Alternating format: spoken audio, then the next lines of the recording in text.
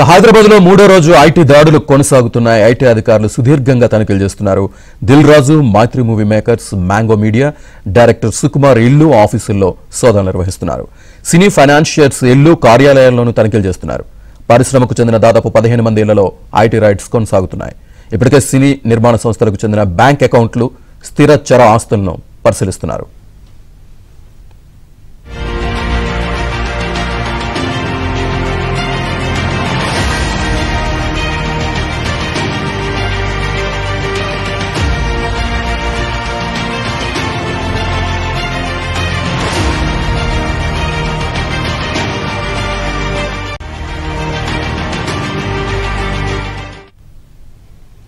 సినీ ఇండస్ట్రీలో మూడో రోజు కొనసాగుతున్న ఐటీ దాడులకు సంబంధించి పూర్తి సమాచారాన్ని మా క్రైమ్ కరెస్పాండెంట్ శశి లైవ్లో అందిస్తారు. శశి,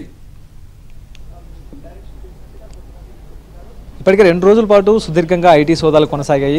మూడో రోజు కూడా ఐటీ సోదాలు కంటిన్యూ అవుతున్నాయి. ప్రధానంగా నిర్మాతలు, ఆ తర్వాత సినీ నిర్మాణ సంస్థల టార్గెట్గా ఐటీ అధికారులు ఈ సోదాలను కొనసాగిస్తూ ఉన్నారు. ఇప్పటికీ సినీ నిర్మాణ సంస్థలకు సంబంధించినటువంటి బ్యాలెన్స్ షీట్లు, వారి బ్యాంకు వివరాలను కూడా ఇప్పటికే ఐటీ అధికారులు సేకరించారు. వాటి ఆధారంగానే సినీ నిర్మాణ సంస్థలకు సంబంధించినటువంటి అధినేతలను ప్రశ్నిస్తూ ఉన్నారు. ఆ తర్వాత ఇప్పటి వరకు కూడా ఏ సినిమాలు ఆయా నిర్మాణ సంస్థల ద్వారా నిర్మించారు, ఎంతవరకు ఖర్చు చేశారు, వచ్చినటువంటి రాబడులు ఏంటన్న అంశాల గురించి కూడా పూర్తి స్థాయిలో వివరాలు సేకరిస్తూ ఉన్నారు. ప్రజెంట్ నేను దిల్ రాజు నివాసం వద్ద ఉన్నాను. దిల్ రాజు నివాసంలో 2 రోజుల నుంచి ఐటీ అధికారుల సోదాలు కొనసాగుతూ ఉన్నాయి. నేడు మూడో రోజు కూడా ఈ సోదాలు కంటిన్యూ అవుతున్నాయి. సుమారుగా 23 నుంచి 25 మంది ఐటీ అధికారులు బృందం లోపలే దిల్ రాజు ఇంటి నివాసం లోపలే ఉన్నారు. ఇప్పటికే వివిధ రకాల అకౌంట్లను, తర్వాత ఇవే కాకుండా వివిధ రకాల పత్రాలను కూడా స్వాధీనం చేసుకున్నటువంటి సందర్భం కూడా కనిపిస్తూ ఉంది. ప్రధానంగా దిల్ రాజుకు సంబంధించినటువంటి శ్రీ వెంకటేశ్వర క్రియేషన్స్ సంక్రాంతి సందర్భంగా 2 సినిమాలను నిర్మించింది.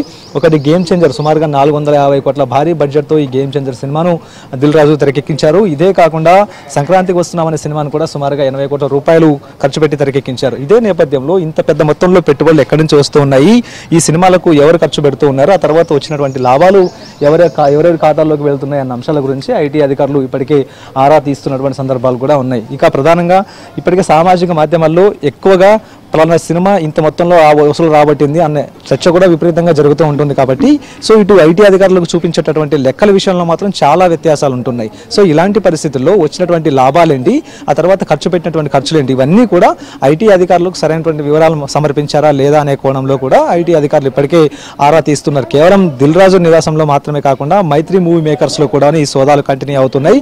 మైత్రి మూవీ మేకర్స్లో ఐటీ అధికారుల సోదాలు కొనసాగించడం ఇది మొదటిసారి కాదు. గత డిసెంబర్లో కూడాను ఇదే తరహా సోదాలు కొనసాగించారు. ప్రధానంగా మైత్రి మూవీ మేకర్స్ లో పెద్ద ఎత్తున కూడా ఎన్ఆర్ఐలు పెట్టుబడులు పెడుతూ ఉంటారు. ఈ ఎన్ఆర్ఐల నుంచి వచ్చినటువంటి పెట్టుబడులు కూడా సక్రమంగానే వచ్చాయా, లేకపోతే ఇతర మార్గాలు ఏవైనా వచ్చాయన్న అంశాల గురించి కూడా ఆరా తీస్తున్నారు. అలాగే డైరెక్టర్ సుకుమార్ నివాసంలో కూడాను ఈ సోదాలు కంటిన్యూ అవుతున్నాయి. ఈ రోజు సాయంత్రం వరకు ఈ సోదాలు కొనసాగే అవకాశం ఉంది. ఈ రోజు ఈ సోదాలు ముగిసేటటువంటి అవకాశం కూడా కనిపిస్తుంది.